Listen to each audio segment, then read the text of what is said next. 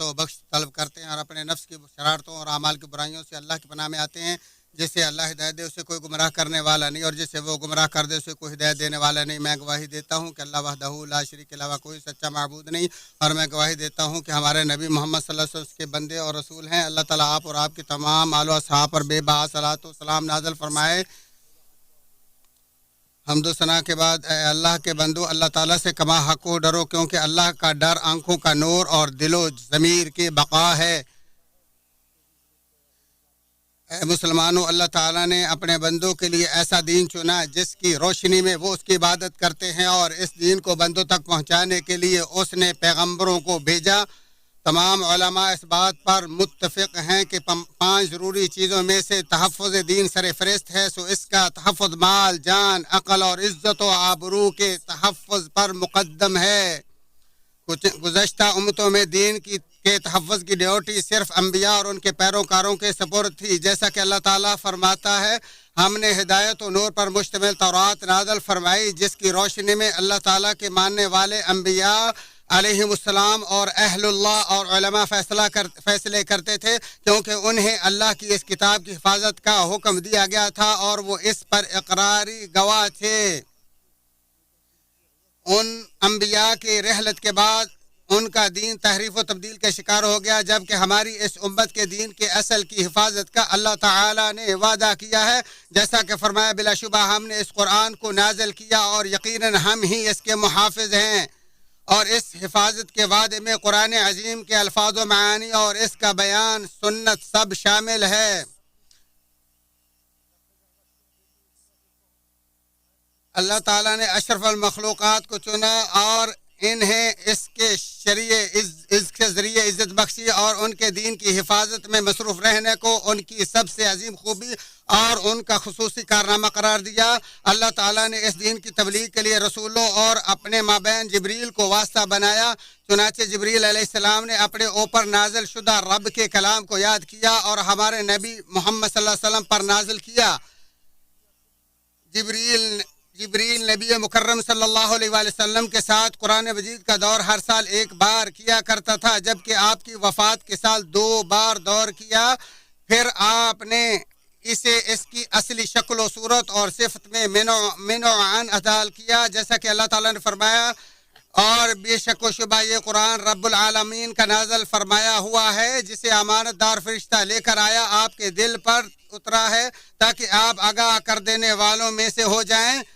دین کی حفاظت میں جبریل کے علاوہ دیگر فرشتوں کا بھی بہت بڑا حصہ ہے، چنانچہ ان میں سے بعض شیطانوں کی چوری سے وحی کی حفاظت کے لیے آسمانوں پر پہرہ دار ہیں، اور بعض بڑی عظمت والی آیات کے ساتھ آسمانوں سے نازل ہوئے، جبکہ بعض نے دین کی حمایت کی خاطر جنگوں میں مسلمانوں کے ہمراہ لڑائی کی، اور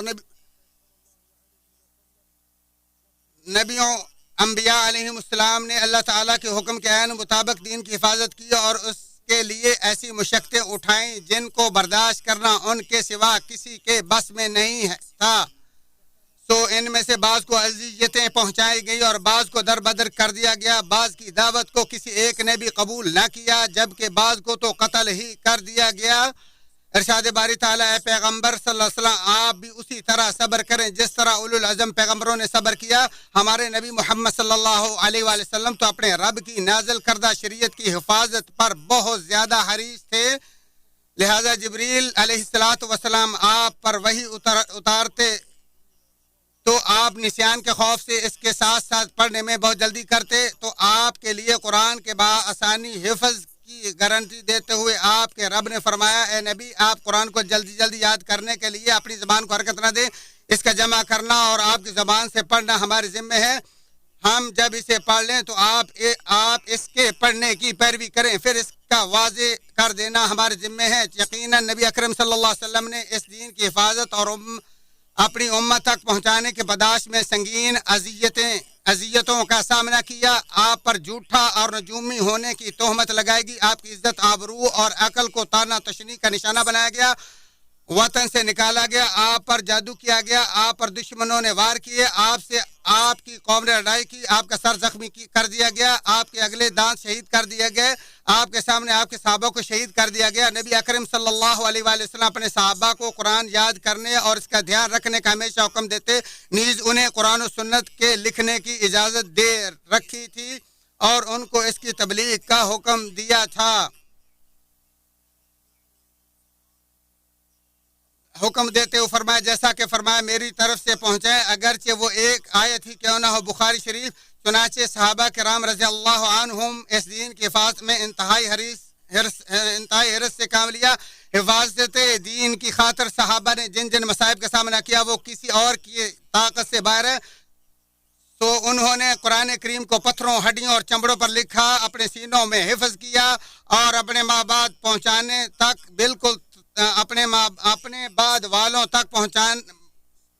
بالکل تر و تازہ پہنچایا اور اپنے نبی کی سنت کو قولاً فعلاً منتقل، یعنی امت کی خیر خواہی اور نقل حدیث میں انتہائی باریک بانی اور دقت سے کام لیا۔ سعید بن جبیر رحمہ اللہ فرماتے ہیں، میں ابن عباس رضی اللہ تعالیٰ کے پاس احادیث لکھتا اور جب میرا صحیفہ فل ہو جاتا تو میں اپنے پپوش کے اوپر والے حصے اور ہتھیلی پر لکھتا تھا۔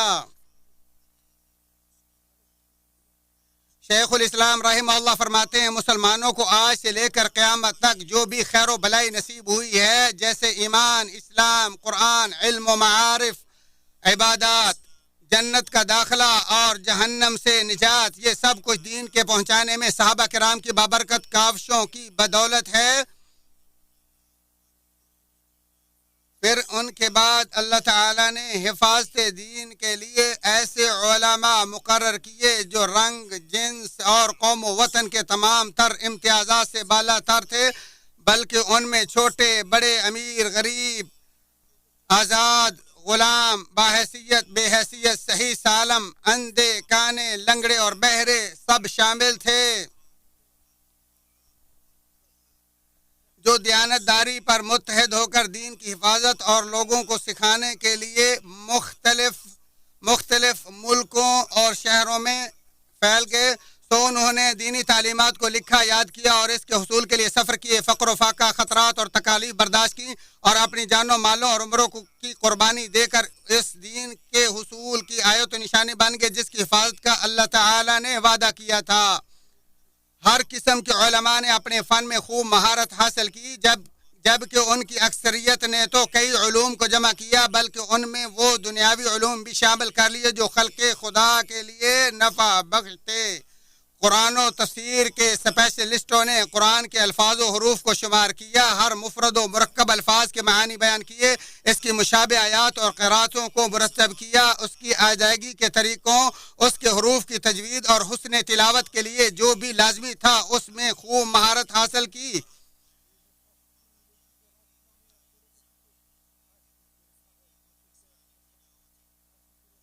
اس کے غریب الفاظ کی شرح کی اور احکام تلاش کیا اور ہر آیت کے نازل ہونے کی جگہ اور وقت بیان کیا اور یہاں تک بیان کر دیا کہ یہ آیت سفر میں نازل ہوئی یا حضر میں، گرمی میں نازل ہوئی یا سردی میں، رات میں نازل ہوئی یا دن میں، سواری پر نازل ہوئی یا چٹائی اور زمین پر۔ یہ بھی بیان کیا کہ یہ کس کے بارے میں نازل ہوئی اور اس کا شان نزول کیا ہے۔ کلمات کی ابتدا اور وقف کو بیان کیا، اس کی تعلیم و تدریس، آداب تلاوت اور فضائل بیان کیے۔ الغرض ہر وہ چھوٹی اور بڑی چیز لکھ دی جو لفظی اور معنوی طور پر حفاظت قرآن کا باعث تھی۔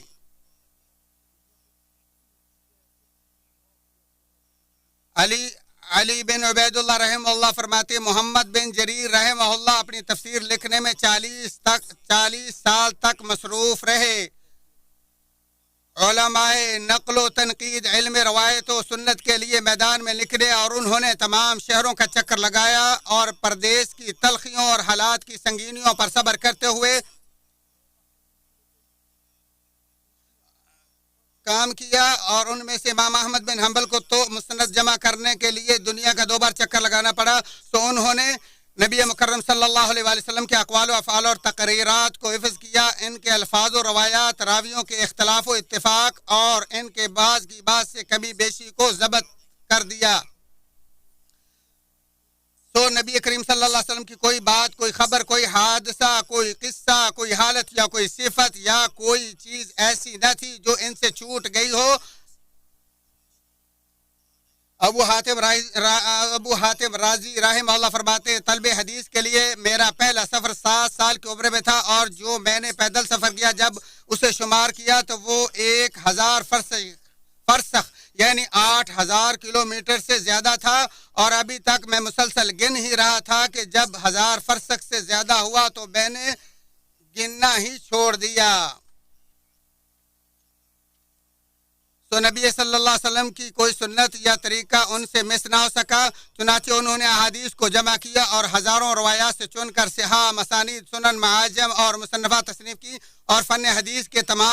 تمام علماء کے امام بخاری رحمہ اللہ اپنی صحیح کے بارے میں فرماتے ہیں میں نے صحیح بخاری 16 سال کے عرصے میں تصنیف کی، اور یہ 6 لاکھ احادیث کا نچوڑ ہے، اور میں نے اسے اپنے اور اللہ کے مابین حجت قرار دیا ہے۔ امام نووی رحمہ اللہ فرماتے ہیں تمام علماء اس بات پر متفق ہیں کہ قرآن عزیز کے بعد سب سے صحیح کتب صحیح بخاری اور مسلم ہے، جسے پوری امت نے اجتماعی طور پر قبول کر لیا ہے،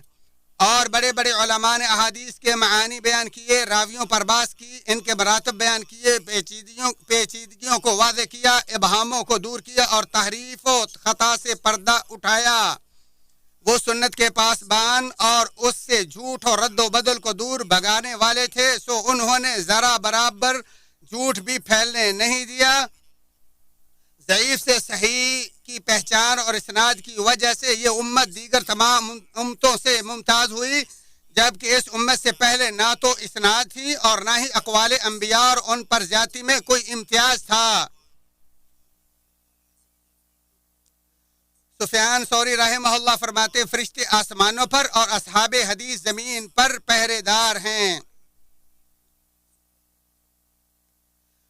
علماء عقیدہ نے مسائل عقیدہ بیان اور ثابت کیے، ان کے دلائل اکٹھے کیے اور لوگوں کے سامنے رکھے،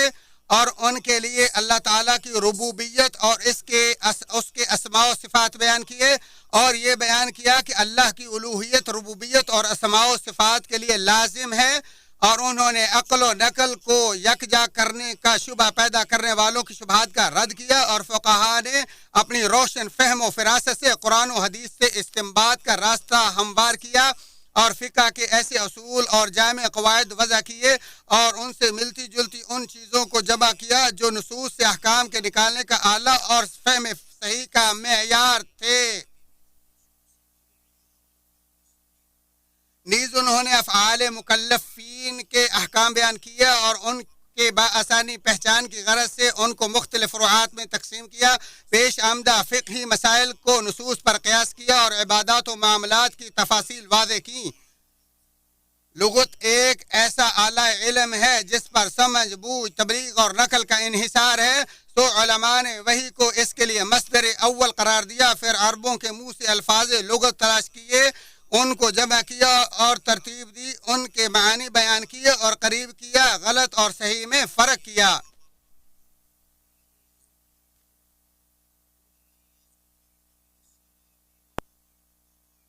اور ایسے قواعد وضع کیے جن سے ضبط اعراب، اصلاح زبان اور تحفظ بیان ممکن ہو، اور انہی سے اس کی بلاغت کی پرخ اور فصاحت کا وزن ہو۔ تاریخ دیوان مخلوقات اور اللہ کی کائنات میں اس کے دستور کی نشاندہی ہے، اور اس میں جو سب سے اشرف ہے وہ ہمارے نبی محمد صلی اللہ علیہ وآلہ وسلم کی سیرت و کردار ہے۔ چنانچہ علماء سیرت نے نبی اکرم صلی اللہ علیہ وسلم کی حیات طیبہ، فضائل، اخلاق و صفات اور کیفیات کو لکھا۔ آپ کا نام، نسب، عمر، ولادت، وفات، بعثت، ہجرت، بیویاں، بیٹیاں، بیٹے، اصحاب، احباب، صفات خلقی، فضائل، کردار، جنگ و غزوات، برتن، تلواریں، نیزے، چوپائے، کپڑوں کے رنگ، جوتوں کی شکل، آپ کے زیر استعمال خوشبو کی قسم، سونے کے انداز، پینے میں سانسوں کی تعداد، کھانے کا طریقہ، پسندیدہ کھانے، رونے، ہنسنے اور چال کی کیفیت، آپ کے سر اور داڑھی میں سفید بالوں کی تعداد، الغرض آپ سے متعلقہ ہر چھوٹی اور بڑی چیز کے بارے میں بڑے بڑے دیوان لکھے۔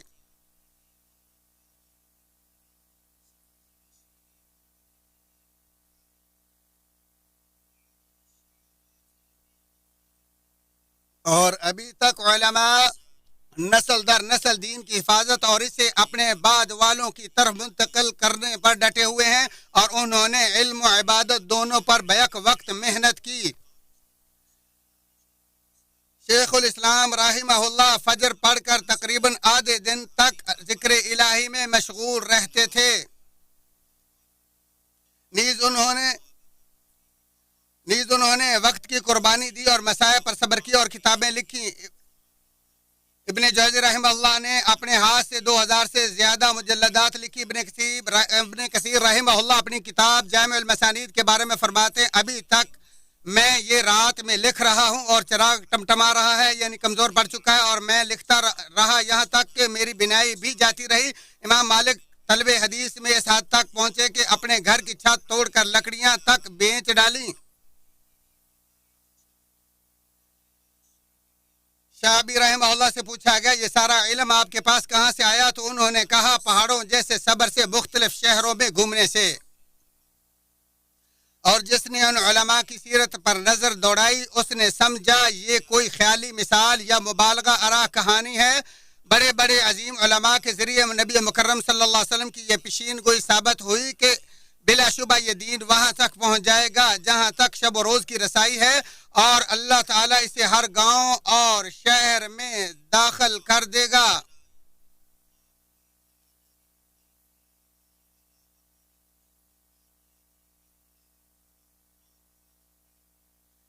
اسے احمد نے روایت کیا۔ اس تمام تر تفصیل کے بعد مسلمانوں، اللہ تعالیٰ نے لمبی صدیوں سے اس دین کی حفاظت کر کے ہم پر بہت بڑا فضل و احسان کیا ہے، اور اس کو ہم تک اس طرح تر و تازہ پہنچایا گویا کہ یہ ابھی ابھی نازل ہوا ہے، اور قیامت تک یہ اسی حالت میں رہے گا، کیونکہ اس کا کوئی طریقہ مٹا نہیں اور قرآن عظیم کا کوئی حرف گھٹا نہیں، اور عرصہ دراز گزرنے، حادثات اور جنگوں کے رونما ہونے، فقر و فاقے، فرقہ واریت، اختلافات، دین کے ساتھ مکر و فریب، اس کے احکام کی توہین اور شریعت کا مذاق اڑانے کے باوجود سنت مطہرہ کی کوئی چیز ضائع نہیں ہوئی۔ ہر مومن کی بھرپور کوشش ہوتی ہے کہ وہ حصول علم، اس پر ترغیب دلانے، اپنے بچوں کو دین سے محبت کرنے، اس کی تعلیم و تدریس اور حفاظت کرنے، اور امت کے سلف صالحین علماء کے اقتداء کرنے پر پروان چڑھانے کے ذریعے شریعت کو بحفاظت منتقل کرنے والوں کا حصہ دار بن جائے، اور اسی میں عزت و شرف ہے۔ اعوذ باللہ من الشیطان الرجیم۔ مومنے میں سے کچھ لوگ ایسے بھی ہیں جنہوں نے اللہ سے کیے گئے عہد کو سچ کر دکھایا، بعض نے تو اپنا عہد پورا کر دیا اور بعض موقع کے منتظر ہیں، اور انہوں نے کوئی تبدیلی نہیں کی، تاکہ اللہ تعالیٰ سچ کر دکھانے والوں کو ان کا بدلہ دے، اور منافقوں کو چاہے تو عذاب دے چاہے تو معاف کر دے۔ بلا شبہ اللہ تعالیٰ بخشنے والا مہربان ہے۔ اللہ تعالیٰ میرے اور آپ کے لیے قرآن عظیم کو بابرکت بنائے، اور اس کے آیات و ذکر حکیم کو میرے اور آپ کے لیے نفع بخش بنائے۔ اسی پر اکتفا کرتے ہوئے اپنے، تمہارے اور تمام مسلمانوں کے لیے اللہ سے بخشش مانگتا ہوں۔ آپ بھی اسی سے بخشش طلب کریں، وہی بخشنے والا مہربان ہے۔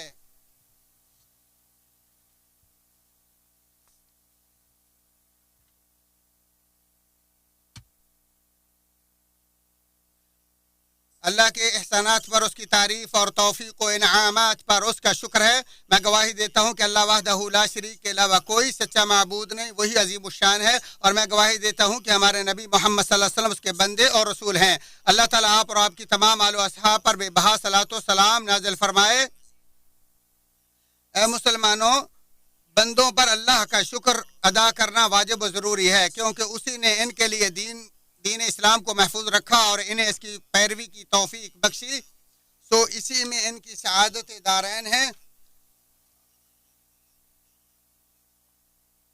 علماء کی تعظیم و توقیر در حقیقت اللہ اور دین کی تعظیم ہے، کیونکہ وہ علماء ہی ہیں جنہوں نے میراث نبوت کو ہم تک پہنچایا اور اللہ تعالیٰ نے ان کے مقام و مرتبوں کو ان لفظوں سے بلند کرتے ہوئے فرمایا اللہ تعالیٰ تم میں سے اہل علم و اہل ایمان و علم کے درجات کو بلند کر دے گا اور اللہ تعالیٰ تمہارے تمام اعمال سے خبردار ہے۔ امام ابو حنیفہ اور امام شافعی رحمہ اللہ فرماتے ہیں اگر علماء کرام اولیاء اللہ نہیں تو پھر اللہ تعالیٰ کا کوئی ولی ہو ہی نہیں سکتا۔ علماء کرام کے بارے میں اہل سنت والجماعت کا وہی عقیدہ و نظریہ ہے جو امام طحاوی رحمہ اللہ نے اپنے ان الفاظ میں بیان کیا، سابقین